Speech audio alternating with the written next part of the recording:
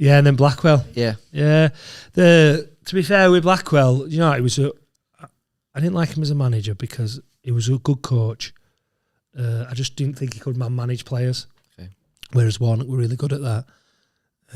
And when I were at Bury with Blacker, and then at Sheffield when I first come, I felt like he bullied me a bit. Not in a bad way, but he always he'd been in game a lot longer than me, and I was still learning. He were always like on my case about things, and felt like a little bit of bullying to me. And then he left and went to Leeds with Peter Reid, and eventually, then when he come back as manager, all of a sudden it were like 3 or 4 years later. All of a sudden, I'm older, I'm experienced, I've got an opinion, stood my ground now, played international, played in Premier League, and then he didn't like it because all of a sudden he'd say something to me, I'd be like, "You Whereas years before, I just accepted it. And then all of a sudden, I was like, he'd like say something about a goal. I'd be like, normally I'd have took it. Be like, fuck, it's his fault. He'd be like, and then next thing, and we used to clash then massively. And he still thought he could still speak to me the same way, but things had changed. So we lost that kind of dominance over us. Yeah. We were just like, I remember him on Christmas Day, one time, Christmas Day, we were playing Wolves on Boxing Day.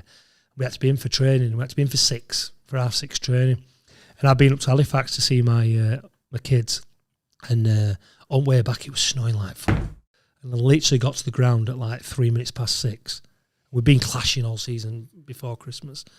And we gets back and he stood in tunnel. And as I walked in, he's like that. I went, Merry Christmas, Gaffer. He went, don't Merry Christmas me, you're late. I went, what?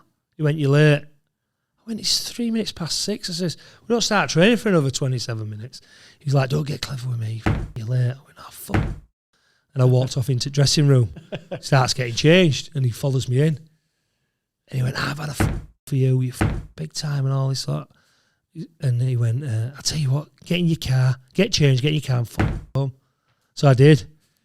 And he ended up putting me on transfer list for 6 games. And I don't think they won many games, but he was under a bit of pressure to put me back in. And eventually put me back in, and then I kept like 4 or 5 clean sheets out of 6 games. And he got me in his room one day, and he just was like, "Oh, I did it on purpose. I put you on transfer list on purpose to get a reaction out of you."